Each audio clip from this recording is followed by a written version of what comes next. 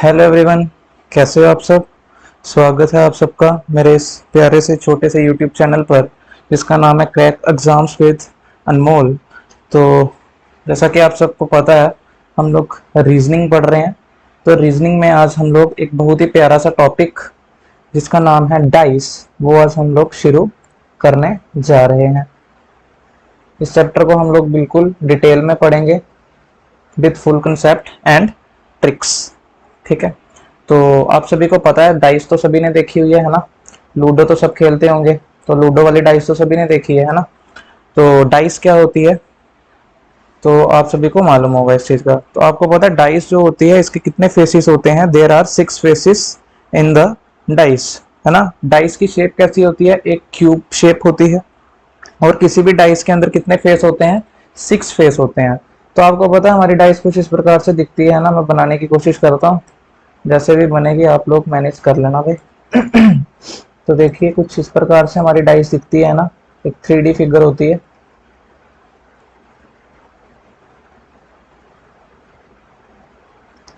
ठीक है, तो आपको जब जब आप लोग डाइस को देखते हो तो आपको एट ए टाइम डाइस के 3 ही सरफेसेस सीन होते हैं ना।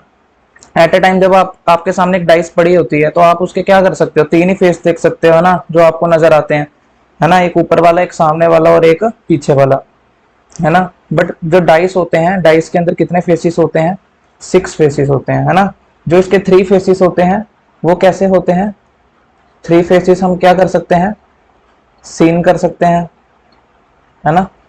और जो रिमेनिंग 3 फेसिस होंगे वो कैसे होते हैं, हिडन होते हैं। 3 सरफेसिस डाइस में कैसे होते हैं, हिडन होते हैं। और 3 सरफेसिस हम लोग सीन कर सकते हैं। और एग्जाम में डाइस का यही क्वेश्चन बनता है, आपको बता देगा। जैसे जैसे मैंने अभी आपके सामने एक डाइस बनाई है, जैसे मैंने यहाँ पे इसके ऊपर लिखा हुआ है 2, तो आपको एग्जाम में क्वेश्चन पूछ लेगा कि भाई बताइए 2 के अपोजिट कौन सी साइड होगी, है ना। 2 के अपोजिट जो सरफेस है उस पर क्या नंबर लिखा होगा, 1 के अपोजिट जो सरफेस है उस पर क्या नंबर लिखा होगा। तो आपको एग्जाम में इसी प्रकार का क्वेश्चन वो पूछेगा। ठीक है जी, तो हम करते हैं फिर शुरू। तो देखिए जो डाइस होती हैं, है ना, जो हमारी डाइसिस होती हैं, ये भी आपको पता होना चाहिए कि ये हमारी 2 टाइप्स की होती हैं। एक तो आप लोग जो बेसिक डाइस के साथ खेलते हो जिसको हम लोग क्या बोलते हैं, स्टैंडर्ड डाइस बोलते हैं। जो आप लोग किसमें यूज करते हो ना, लूडो में यूज करते हो, उसको हम लोग कौन सी डाइस बोलते हैं, स्टैंडर्ड डाइस। और एक जो हमारी डाइस होती है सेकेंडली, वो होती है जनरल डाइस। कौन सी डाइस होती है, जनरल डाइस।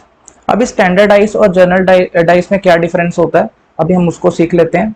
देखो भाई, जो हमारी जनरल डाइस होती है इसमें क्या होता है, जैसे फॉर एग्जांपल जैसे मैंने यहाँ पे डाइस बनाई। एक काम करिए, पहले आप स्टैंडर्ड डाइस को समझिए फिर जनरल डाइस को समझते हैं, है ना। देखो भाई, स्टैंडर्ड डाइस कौन सी डाइस होती है, जो आप लोग लूडो में खेलने में है ना यूज करते हो। तो आपने देखा होगा कि अगर आप स्टैंडर्ड आइस देखते हो जो लूडो में हम खेलते हैं, तो अगर आपने ध्यान से उसको कभी देखा हो तो जो सरफेस पे 1 लिखा होता है, जैसे फॉर एग्जांपल जिस सरफेस के ऊपर मान लो 1 डॉट होता है, तो जो उसके अपोजिट वाली सरफेस होती है ना भाई, जो उसके अपोजिट वाली सरफेस होती है उस पे कितने डॉट होते हैं बने हुए, उस पे कितने डॉट होते हैं, 6 डॉट होते हैं। कितने डॉट होते हैं, 6 डॉट। जैसे फॉर एग्जांपल अगर आपने उस डाइस को ध्यान से देखा होगा तो अगर उस पर 2 आपके सामने डॉट्स बने हुए हैं तो उसके जो अपोजिट सरफेस होगी उस पे कितने डॉट बने होंगे, 5 डॉट बने होंगे, 3 4 और 1 5। कहने का मतलब ये है कि जो स्टैंडर्ड आइस होती है, जो स्टैंडर्ड आइस होती है, इसकी जो अपोजिट साइड्स का सम होता है है ना। मैं क्या कह रहा हूं उसको जरा ध्यान से सुनना। जो हमारी स्टैंडर्ड आइस होती है उसकी जो अपोजिट साइड का जो अपोजिट सरफेसेस होती हैं उनका जो सम होता है वो 7 के इक्वल होता है ना। इसमें स्टैंडर्ड आइस के अंदर क्या होता है, जो हमारी अपोजिट सरफेसेस होती हैं, अपोजिट सरफेसेस सम जो होता है वो इज इक्वल टू क्या होता है भाई साहब, 7 होता है। ठीक है, या अगर आपको नहीं मालूम था तो आप अपने घर में अगर लूडो खेलते हो तो वो डाइस को जरा ध्यान से देख लेना, ऐसा ही आपको नजर आएगा। तो अगर आपको मैं पूछूं कि जो मान लो कि एक कोई स्टैंडर्ड आइस है उस पे कितना लिखा हुआ है, 3 लिखा हुआ है, क्या नंबर है उस पे, 3। तो उसके अपोजिट सरफेस पे क्या क्या नंबर होगा, आप मुझे बता सकते हो क्या। हाँ, इजिली बता दोगे कि भाई उसके अपोजिट सरफेस पे क्या नंबर होगा, 4 होगा। क्योंकि जो स्टैंडर्ड आइस होती है उसमें जो अपोजिट सरफेसेस होती हैं उसका सम किसके इक्वल होता है भाई, 7 के इक्वल होता है। ठीक है। जैसे फॉर एग्जांपल मैं आपको पूछूं कि इन अ स्टैंडर्ड डाइस अगर हमने किसी एक सरफेस पे 6 लिखा हुआ है तो उसकी जो अपोजिट सरफेस होगी उस पे क्या होगा भाई साहब, 1 होगा। ठीक है, ये आपको अच्छे से क्लियर हो गया होगा। अगर अभी मैं बात करूं एक जर्नल डाइस की, तो भाई जर्नल डाइस में कुछ ऐसा नहीं होता है। जर्नल डाइस में कोई फिक्स पैटर्न फॉलो नहीं करता है। जनरल डाइस के अंदर क्या होगा, कुछ भी आ सकता है ना। जैसे फॉर एग्जांपल यहाँ पे जैसे मैंने 2 लिखा, तो इसके अपोजिट सरफेस के आप बता नहीं सकते उसके अपोजिट सरफेस पे क्या होगा। ठीक है, वो हमारा according to situation, according to question depend करेगा कि इसके अपोजिट सरफेस पे क्या आ सकता है। ठीक है भाई साहब, जैसे फॉर एग्जांपल इस डाइस पे मैं नंबर लिख दूं है ना, 1 2 3 लिख दिया है ना, 1 2 3 लिख दिया। तो अगर अभी मैं आपको पूछूं कि भाई बताइए 1 के अपोजिट कौन सी सरफेस होगी, तो आप मुझे नहीं बता सकते हो। किसके अंदर, जनरल डाइस के अंदर। जनरल डाइस के अंदर हमारे क्या क्या हो सकते हैं, किसी डाइस के अंदर नंबर भी हो सकते हैं। ठीक है, जरूरी नहीं सिर्फ नंबर ही देगा, वो कुछ भी हो सकता है किसी भी डाइस के अंदर। फॉर एग्जांपल इसके ऊपर वो लेटर भी लिख सकता है, जैसे फॉर एग्जांपल मैंने लिख दिया ABC। ठीक है, वो कुछ भी लिख के हमें इसके ऊपर हमें दे सकता है। जरूरी नहीं कि लेटर दे, है ना, काउंटिंग दे, वो आपको क्या दे सकता है, जो हमारे सिंबल्स होते हैं ना, जो हम सिंबल्स यूज करते हैं ना, जैसे हैश हो गया, डॉलर हो गया, है ना, कॉपीराइट हो गया, है ना, ये ऐसे वाले सिंबल्स भी हमें जर्नल डाइस के ऊपर गिवन दे सकता है वो। ठीक है, तो जर्नल डाइस के क्वेश्चन को सॉल्व करना मैं आपको आगे आगे सिखाऊंगा। बट जो स्टैंडर्ड डाइस होती है इसमें एक फिक्स पैटर्न फॉलो करता है। वो आपने याद रखना है कि इसकी जो अपोजिट सरफेसेस होती हैं उसका सम इज इक्वल टू किसके होता है, 7 होता है। ठीक है, क्लियर है।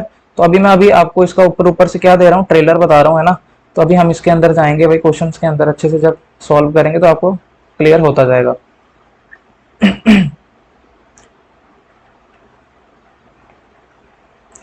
देखिए भाई, अभी मैं आपको बताता हूँ कि जो हमारे डाइस टॉपिक है ये वाला, तो इसमें कितने टाइप्स के क्वेश्चन हमारे एग्जाम्स में बन सकते हैं।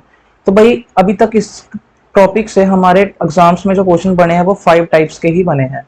कितने टाइप्स के बने हैं भाई, 5 टाइप्स के बने हुए हैं। सबसे पहला क्वेश्चन जो आपके एग्जाम में आपको वो पूछेगा, केस नंबर 1, वो नोट करिए सब। क्या पूछ सकता है आपको, जब आपको एग्जाम में when only one position of a dice is given, जब आपको एग्जाम में वो एक सिंगल डाइस बना के दे।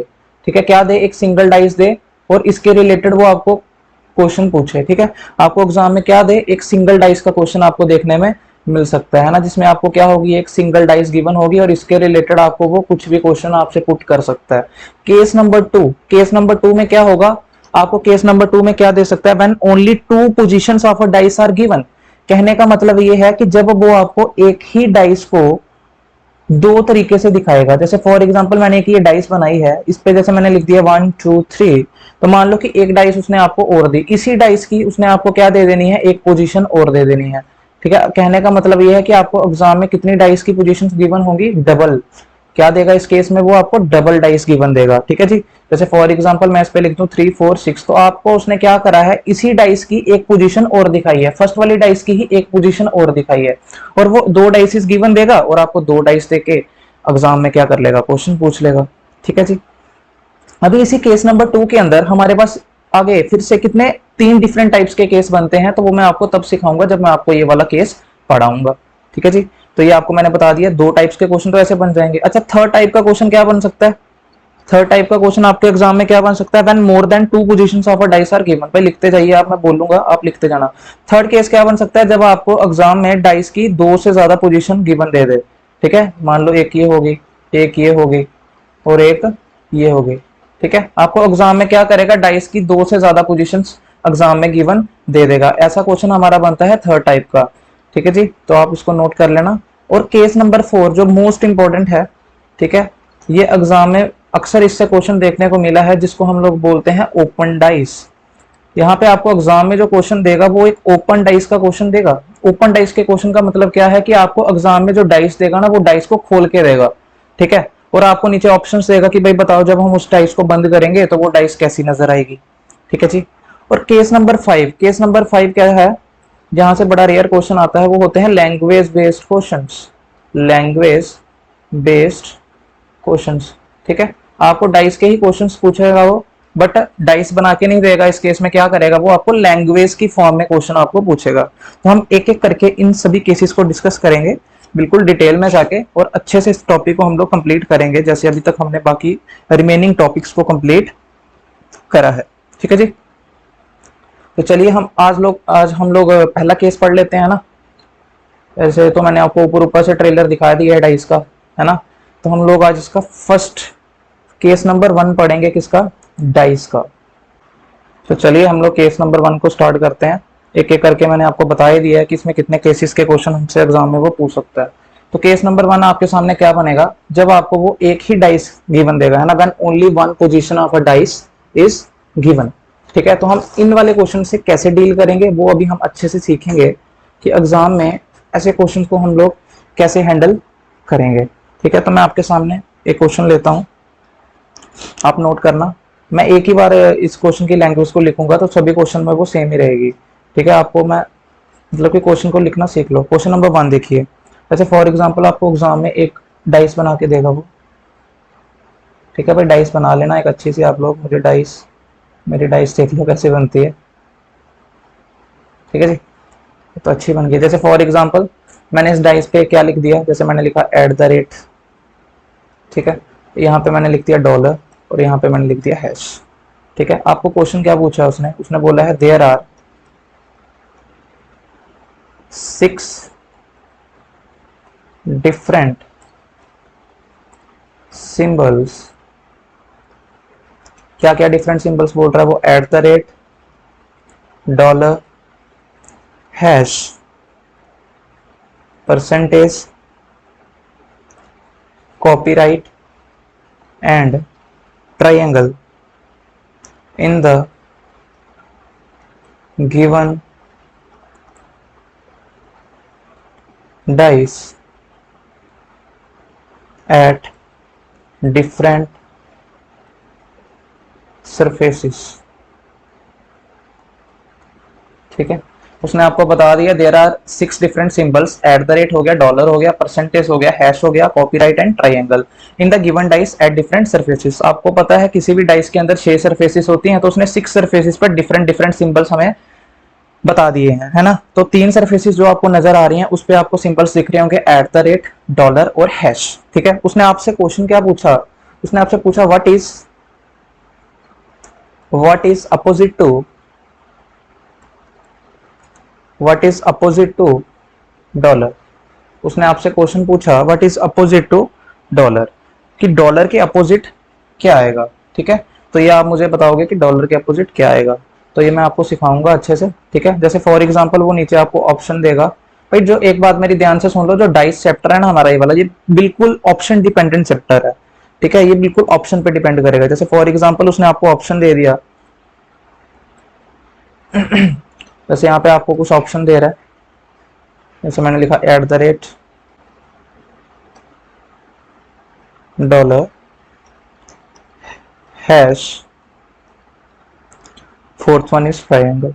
ठीक है, जैसे आपको उसने ये ऑप्शन दिए हुए हैं। ठीक है, एक तो मान लो ये ऑप्शन दिए दिए जा सकते हैं, जैसे ये भी दे सकता है, जैसे मैंने दे दिया परसेंटेज, ट्रायंगल, कॉपीराइट, जहाँ सी एन डी का मतलब होगा कैन नॉट बी डिटरमाइंड। ठीक है जी, तो चलिए भाई अभी हम सीखते हैं कि जब हमें एग्जाम में एक पोजीशन दी होगी डाइस की, तो उस क्वेश्चन को हम कैसे ट्रीट करेंगे। तो जरा देखिए ध्यान से।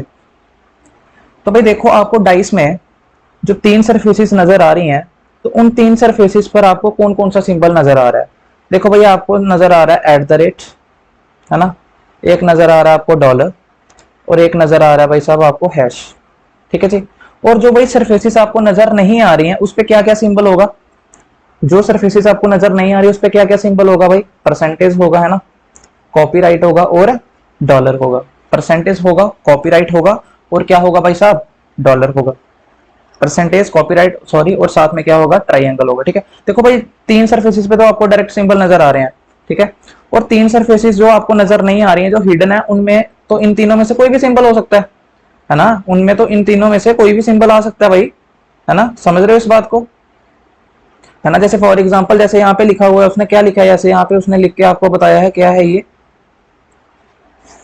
एट द रेट, है ना। तो एट द रेट के पीछे जो उसकी अपोजिट सरफेस होगी तो उस पर कुछ भी आ सकता है ना, परसेंटेज भी हो सकता है, कॉपीराइट भी हो सकता है, ट्रायंगल भी हो सकता है।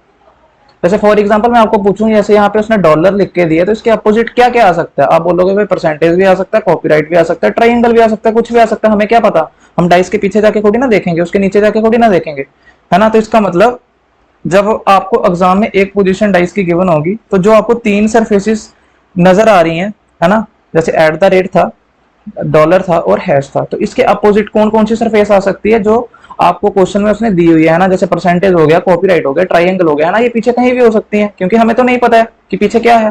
तो इसका मतलब एट द रेट के अपोजिट परसेंटेज भी हो सकता है, कॉपीराइट भी हो सकता है, ट्राइंगल भी हो सकता है। डॉलर के अपोजिट परसेंटेज भी हो सकता है, कॉपीराइट भी हो सकता है, ट्राइंगल भी हो सकता है। हैश के अपोजिट परसेंटेज भी हो सकती है, कॉपीराइट भी हो सकता है, ट्राइंगल भी हो सकता है। अभी आप बोलोगे कि भाई हमें क्या पता, हम बिल्कुल परफेक्ट आंसर कैसे देंगे। तो भाई हम आंसर कैसे करेंगे इस क्वेश्चन का, कैसे करेंगे आंसर, भाई हम आंसर करेंगे ऑप्शन पे,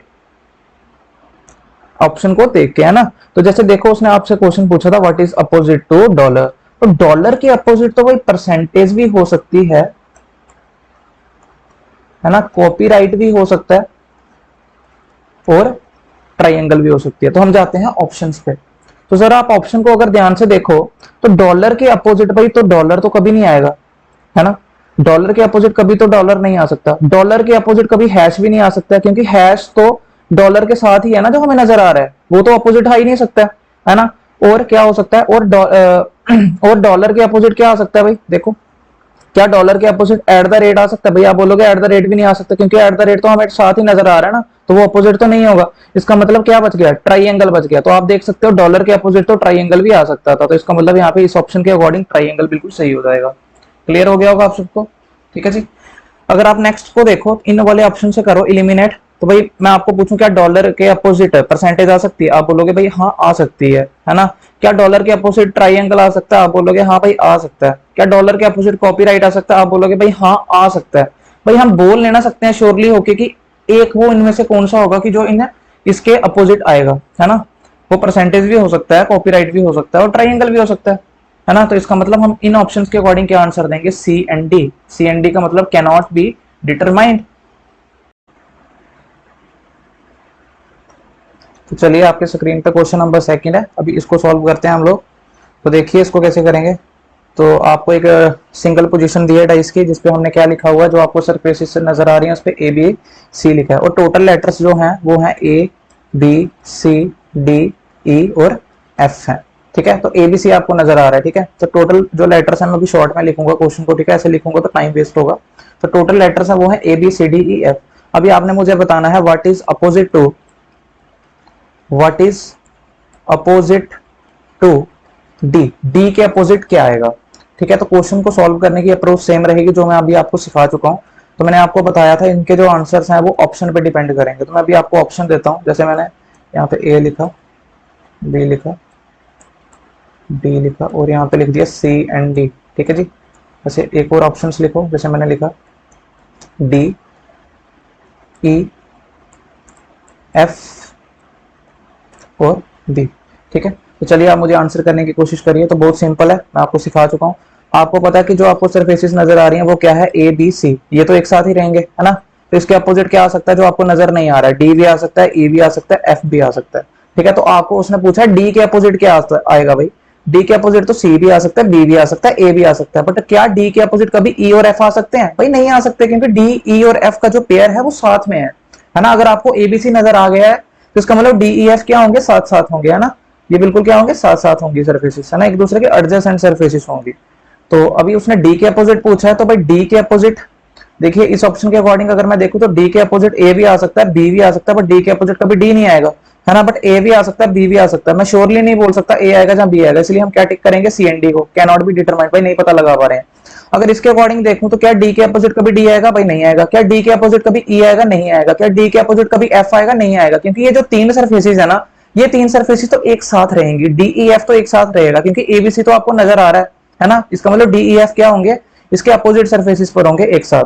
तो इसका मतलब बचा गया कि डी के अपोजिट बी आ सकता है, हाँ भाई आ सकता है ना। तो इन ऑप्शंस के अकॉर्डिंग इसका आंसर हम लोग क्या करेंगे, बी करेंगे। ये आपको अच्छे से क्लियर हो गया होगा। तो हम लेते हैं अपना एक और आगे नेक्स्ट क्वेश्चन, क्वेश्चन नंबर 3 लेते हैं, ठीक है। तो साथ साथ में नोट रखिए भाई।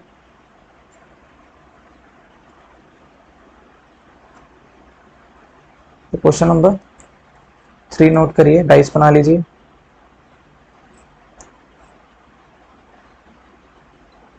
तो तुम लोग डाइस अच्छे से बनाना, मेरे से नहीं बन रही है अच्छे से, पर तुम बना लेना, मेरी पेंटिंग बहुत गंदी है। जैसे मैं यहाँ पे लिख रहा हूँ 1 2 6, 1 to 6, और इस पे जो डिफरेंट डिफरेंट सरफेसेस पर जो लेटर्स हैं वो क्या है, 1 to 6 तक है। इसका मतलब 1 2 3 4 5 6, ठीक है, ये लेटर्स हैं। और आपको उसने क्वेश्चन पूछा है व्हाट इज अपोजिट टू 5, आपने बताना है मुझे कि अपोजिट टू 5 क्या आएगा। ठीक है जी, आपने मुझे बताना है अपोजिट टू 5 क्या आएगा। ठीक है, तो मैं आपको ऑप्शंस दे देता हूँ नीचे, आप मुझे ऑप्शन के अकॉर्डिंग आंसर करना। जैसे मैंने यहाँ पे दे दिया 1 4 6 सी एंड डी। ठीक है, यहाँ पे ऑप्शंस लिखिए 4 3 5 1 लिख लीजिए, एक ऑप्शन और लिखिए, ऐसे लिख लिया 1 2 6 6 1 लिखिए 1 2 या 6। ठीक है, तो चलिए इस क्वेश्चन को करते हैं हम लोग, है ना। आप खुद से करने की कोशिश करिए पहले। तो चलिए भाई देखो, आपको जो सरफेसेस नजर आ रही हैं वो कौन कौन सी नजर आ रही हैं, 1 2 और 6। इसका मतलब ये जो सरफेसेस हैं ये एक साथ रहेंगी। तो वो कौन सी सरफेसेस हैं जो आपको नजर नहीं आ रही हैं, तो आप बोलोगे कि भाई हमें 3 नजर नहीं आ रहा है ना, 4 नजर नहीं आ रहा है और 5 नजर नहीं आ रहा है। इसका मतलब वो इसके अपोजिट साइड होगा, है ना, एक साथ होंगे, वो एडजेसेंट सरफेसेस होंगी एक साथ, है ना। तो अभी आपको उसने जैसे क्वेश्चन पूछा है व्हाट इज अपोजिट टू 5, तो 5 के अपोजिट 1 भी आ सकता है, 2 भी आ सकता है, 6 भी आ सकता है ना। 5 के अपोजिट तो 1 भी हो सकता है, 2 भी हो सकता है, 6 भी हो सकता है, बट हम आंसर कैसे करेंगे, ऑप्शन को देख के। तो जरा हम देखते हैं इन ऑप्शंस के अकॉर्डिंग। तो आप जरा ध्यान से देखो, तो 5 के अपोजिट क्या 1 आ सकता है, आप बोलोगे हाँ भाई आ सकता है। 5 के अपोजिट क्या 4 आएगा, कभी नहीं आएगा। क्या 5 के अपोजिट कभी 6 आएगा, आप बोलोगे भाई हाँ आ सकता है। तो 5 के अपोजिट 1 भी आ सकता है, 6 भी आ सकता है। इसका मतलब हम लोग बता नहीं पा रहे हैं कि श्योरली क्या आएगा। तो इसका मतलब यहाँ पे इसके ऑप्शन के अकॉर्डिंग क्या आएगा, सी एंड डी आएगा भाई, कैन नॉट बी डिटरमाइंड। अच्छा, इसके अकॉर्डिंग बताइए क्या 5 के अपोजिट का भी 4 होगा, भाई आप बोलोगे नहीं होगा, क्योंकि जो 4 है वो तो 3 4 5 ये तो एक साथ है ना। तो इन ये तो अलग नहीं होंगे, क्योंकि एक दूसरे के साथ जुड़ी हुई सरफेसेस होंगी, है ना। तो जरा आप देखो, क्या 5 के अपोजिट 3 आ सकता है, भाई नहीं आएगा। क्या 5 के अपोजिट 5 हो सकता है, नहीं। क्या 5 के अपोजिट 1 हो सकता है, भाई हाँ हो सकता है। इसका मतलब इन ऑप्शंस के अकॉर्डिंग 1 हम लोग टिक करेंगे। अच्छा, क्या 5 के अपोजिट 1 या 2 हो सकता है, आइदर 1 और 2, आप बोलोगे हाँ भाई हो सकता है। आइदर 2 और 6, हाँ भाई हो सकता है। आइदर 6 और 1, हाँ भाई हो सकता है। 6 भी हो सकता है, 1 भी हो सकता है। बट हम लोग इन ऑप्शंस के अकॉर्डिंग जो सही में ऑप्शन हमें लग रहा है वो क्या है कि भाई 5 के अपोजिट 1 भी हो सकता है, 2 भी हो सकता है और 6 भी हो सकता है। तो हम टिक करेंगे इस वाले ऑप्शन को। ठीक है भाई, आपको अच्छे से क्लियर हो रहे होंगे। बढ़ते हैं हम लोग आगे। अभी हम लोग सिर्फ सिंगल डाइस के क्वेश्चन सॉल्व कर रहे हैं। इतना आसान क्वेश्चन एग्जाम में आ जाते हैं, तो हम कोई भी टाइप को छोड़ेंगे नहीं, रिस्क नहीं लेंगे। ठीक है, तो क्वेश्चन नंबर 4 लिखिए।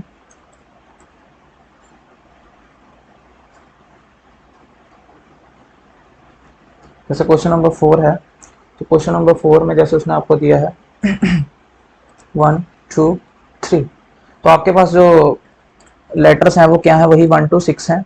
तो आपका ये क्वेश्चन है कि व्हाट इज अपोजिट टू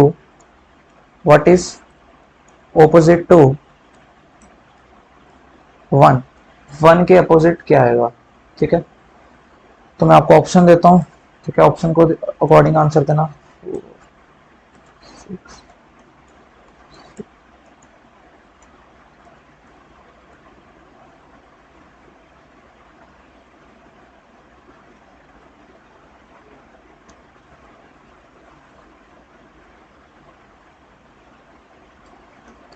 ठीक है, एक तो ये ऑप्शंस गिवन है, दूसरे ऑप्शंस और लिखिए। एग्जाम में आपको कुछ भी ऑप्शन में दे सकता है ना, तो वो आपको पता होना चाहिए कि हम किस वे में किस ऑप्शन को सिलेक्ट करेंगे। ठीक है, यह हमारी अपनी बुद्धि है। ठीक है, तो देखो भाई, जो आपको सरफेसेस नजर आ रही हैं वो क्या क्या है, आपको 1 नजर आ रहा है, 2 नजर आ रहा है, 3 आ रहा है ना। तो ये सरफेसेस एक साथ रहेंगी, इनको कोई क्या नहीं कर सकता, अलग नहीं कर सकता है। ठीक है जी, तो इसके अपोजिट कौन सा होगा जो आपको नजर नहीं आ रहा है, भाई आप बोलोगे 4 होगा, 5 होगा और 6 होगा, है ना। ये वाली एक साथ रहेंगी और ये वाली एक साथ रहेंगी। तो 1 के अपोजिट क्या आ सकता है, आपका क्वेश्चन है कि व्हाट इज अपोजिट टू 1, तो आप बोलोगे कि भाई 1 के अपोजिट तो 4 भी हो सकता है, 5 भी हो सकता है, 6 भी हो सकता है। आप बोलोगे हमें क्या पता कि कौन होगा, तो हम देखेंगे वो ऑप्शन के अकॉर्डिंग। ठीक है जी, तो जरा आप ध्यान से देखो, क्या 1 के अपोजिट कभी 4 हो सकता है, हाँ भाई हो सकता है। क्या 6 हो सकता है, हो सकता है। 5 हो सकता है, हो सकता है। बट ऑप्शन कौन सा सही करेंगे भाई, 4 भी हो सकता है, 5 भी हो सकता है, 6 भी हो सकता है। इसका मतलब जो हम लोग करेक्ट ऑप्शन को टिक करेंगे वो कौन सा है, डी पार्ट 4 5 6। ठीक है जी, पर अगर मैं इनके अकॉर्डिंग देखूं, क्या 1 के अपोजिट 2 आएगा? भाई नहीं आएगा। भाई 1 के अपोजिट 2 कैसे होगा? 2 तो 1 के साथ ही हमें नजर आ रहा है ना। क्या 1 के अपोजिट 3 होगा? भाई नहीं होगा। 1 के अपोजिट तो नहीं होगा क्योंकि साथ में है। क्या 1 के अपोजिट कभी 1 होगा? भाई कैसे बकवास बातें कर रहे हैं, 1 के अपोजिट 1 कैसे हो जाएगा? इसका मतलब 1 के अपोजिट क्या होगा हम लोग नहीं बता पा रहे हैं। तो किसको टिक करेंगे? सी एंड डी। क्लियर? अच्छे से क्लियर हो गया होगा भाई आपको। बढ़े आगे, है ना? तो बढ़ना ही पड़ेगा आगे। चलिए एक प्यारा सा क्वेश्चन लेते हैं अभी। क्वेश्चन नंबर कौन सा है हमारा? 5। ठीक है, तो ये आपको एक डाइस गिवन है।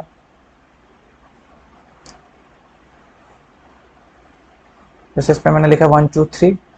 अभी जरा ध्यान से देखिए, उसने पूछा है if this is a if this is a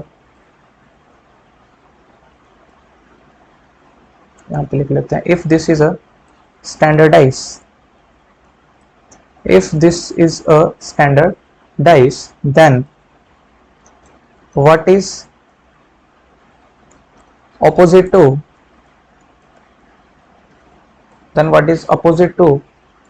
one? One के अपोजिट क्या होगा?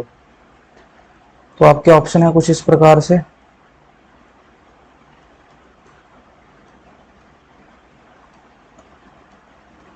ठीक है, तो जरा मुझे बताइए कि 1 के अपोजिट क्या होगा। तो मैं अभी आपको स्टैंडर्डाइज का कंसेप्ट तो ऑलरेडी बता चुका हूं, है ना। अगर मैंने नहीं बताया था तो आप इस क्वेश्चन को जरूर गलत करते। ठीक है जी। देखो भाई, स्टैंडर्डाइज मैं आपको समझा चुका हूं। तो स्टैंडर्डाइज में क्या होता है? स्टैंडर्डाइज एक ऐसी डाइस होती है, if every two opposite surfaces sum is equal to 7 then the dice is called as standard dice. तब हम उस केस में डाइस को क्या बोलते हैं? स्टैंडर्डाइज बोलते हैं। तो यहाँ पे जैसे उसने आपको पूछा है कि भाई 1 के अपोजिट क्या होगा, तो भाई ये आपका वही वाला पासा है, वही वाला डाइस है जो हम लोग लूडो में यूज करते हैं। तो आपको पता है कि अगर अपोजिट सरफेसेस का सम 7 करना है, तो अगर यहाँ पे 1 है तो 1 के अपोजिट क्या होगा भाई? ऑलरेडी हमें सभी को पता है कि क्या होगा? 6 होगा। तो इसका मतलब यहाँ पे आंसर क्या सही होगा? 6 सही होगा। जैसे मैं आपको पूछूं 2 के अपोजिट क्या होगा, तो आप बोलोगे 5 होगा, है ना। स्टैंडर्डाइज में 3 के अपोजिट क्या होगा, तो आप बोलोगे 4 होगा। 4 के अपोजिट क्या होगा, आप बोलोगे 3 होगा। 5 के अपोजिट क्या होगा, आप बोलोगे 2 होगा। और 6 के अपोजिट क्या होगा, आप बोलोगे 1 होगा। तो देखो, स्टैंडर्डाइज का एग्जाम में जब क्वेश्चन आता है तो वो एकदम सिंपल क्वेश्चन होता है, बट कई बार वो स्टैंडर्डाइज के क्वेश्चन को थोड़ा घुमा के भी पूछता है। कहने का मतलब ये है कि वो आपको बताएगा नहीं कि ये एक स्टैंडर्डाइज है, बट वो ऑप्शन से आपको पता लगाना है कि क्या यहाँ पे कहीं ऑप्शन स्टैंडर्डाइज वाले तो सही नहीं हो रहे हैं। जैसे मैं आपको क्वेश्चन पूछूंगा वो वाला भी टेंशन नहीं लेना।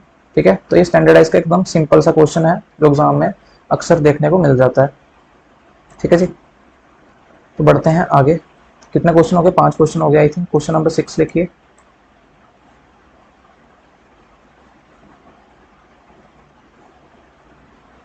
तो देखिए क्वेश्चन नंबर 6 क्या है। वैसे आपको यहाँ पे उसने लिखा है 4 5 6, और इस क्वेश्चन को करिए थोड़ा इंपॉर्टेंट।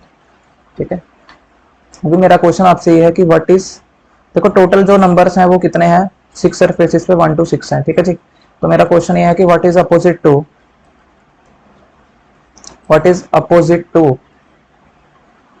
1। आप मुझे बताइए कि 1 के अपोजिट क्या है। ठीक है जी, तो ऑप्शन देते हैं आप लोगों को, है ना। आप बोलोगे ऐसे कैसे बता देंगे भाई, हम कोई डाइस के नीचे थोड़ी ना छिपे हुए हैं कि बता देंगे। जैसे यहाँ पे 5 है, यहाँ पे 6 है, यहाँ पे 4 5 और 6 है। हर एक टाइप का क्वेश्चन हो जाएगा कवर, आपका टेंशन मत लेना भाई। जैसे यहाँ पे मैं लिख रहा हूँ 4 5 6 2। एक ऑप्शन और लिख लीजिए 4 2 3 एंड 1। ठीक है, तो चलिए भाई आंसर करते हैं हम लोग। तो भाई अभी आपको तो उसने इसमें बताया नहीं है कि ये डाइस कैसी है, स्टैंडर्ड है ना कौन सी है। तो अगर आपको बोला नहीं है उसने क्वेश्चन में ये डाइस कौन सी है, तो आप इसको एक जर्नल डाइस की तरह ही ट्रीट करोगे। ठीक है, तो हम लोग इसका आंसर कैसे देंगे? एक जर्नल डाइस मान के। तो देखो आपको जो सरफेस नजर आ रही है वो आपको नजर आ रही है 4 5 और 6। तो इसके अपोजिट क्या होगा भाई? जो नजर नहीं आ रहा है, 1 भी हो सकता है, 2 भी हो सकता है और 3 भी हो सकता है ना भाई साहब। तो अगर हम लोग इन ऑप्शंस के अकॉर्डिंग आंसर दें तो हमें 1 के अपोजिट आंसर करना है कि भाई 1 के अपोजिट क्या आना है। तो भाई 1 के अपोजिट 4 5 6 में से कोई भी हो सकता है, तो इसका मतलब डी पार्ट बिल्कुल सही हो जाएगा। क्लियर भाई? अच्छा, इन ऑप्शन के अकॉर्डिंग भाई 1 के अपोजिट 4 भी हो सकता है, 5 भी हो सकता है, 6 भी हो सकता है ना। इन ऑप्शन के अकॉर्डिंग 4 भी हो सकता है। 1 के अपोजिट देखो ना, इसको देखो, 1 के अपोजिट 4 भी आ सकता है, 5 भी आ सकता है, 6 भी आ सकता है ना। 4 भी आ सकता है, 5 भी आ सकता है, 6 भी आ सकता है। क्या 2 आएगा कभी 1 के अपोजिट? भाई 1 के अपोजिट तो कभी 2 आ ही नहीं सकता, क्योंकि जो 2 है वो तो 1 के साथ ही एडजेसेंट सरफेस होगी ना, इसके अपोजिट साइड में, है ना, तो वो कभी आ नहीं सकती। अभी आप बोलोगे यार अभी हम लोग यहाँ पे आंसर कैसे करें, है ना, 4 माने, 5 माने या 6 माने, मानना तो पड़ेगा भाई, उसने ऑप्शन ही कुछ इस प्रकार से सेट किए हैं। तो भाई अगर आप इसको एक जर्नल डाइस मानकर आंसर दोगे तो 1 के अपोजिट तो 4 भी हो सकता है, 5 भी हो सकता है, 6 भी हो सकता है। बट हम जर्नल, इसका मतलब ये यहाँ पे जो उसने ऑप्शन सेट किए हैं वो एक जर्नल डाइस के ऑप्शन सेट नहीं किए हैं। जब भी आप ऐसे वाले क्वेश्चन में फंस जाओ कि आपको चूज ही ना करना पड़े, पता नहीं लग रहा है कि हाँ भाई कौन सा ऑप्शन सेलेक्ट करें, करना तो है एक सेलेक्ट इनमें से, तो इसका मतलब आप यहाँ पे इस क्वेश्चन में इसको एक मानक पासा मान लो, मतलब कि एक स्टैंडर्डाइज मान लो। ठीक है, तो हमने 1 के अपोजिट बताना था, तो 1 के अपोजिट क्या होगा, एक स्टैंडर्डाइज में क्या होता है, 6 होता है। तो इसका मतलब यहाँ पे वो जो एग्जामिनर है वो हमसे इस ऑप्शन का जो आंसर मांग रहा है वो इसको एक स्टैंडर्डाइज मान के मांग रहा है, तो इसका मतलब यहाँ पे जो आंसर होगा वो क्या होगा, 6 होगा। ठीक है जी, ये था एक हिडन क्वेश्चन, है ना, स्टैंडर्डाइज का हिडन क्वेश्चन कैसे पूछ लेता है वो एग्जाम में, ऐसे पूछ लेता है।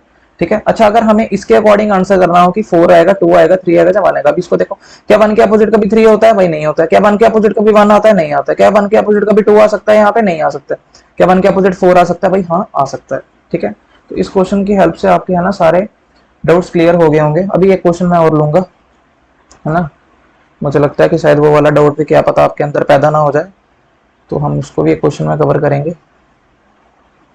तो क्वेश्चन नंबर 7 लिखिए जरा, इसमें कुछ प्रॉब्लम है।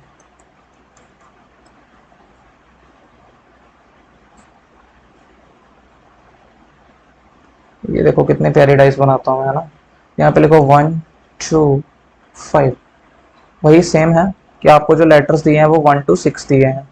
ठीक है, तो आपका ये क्वेश्चन है कि find the number, find the number which is opposite to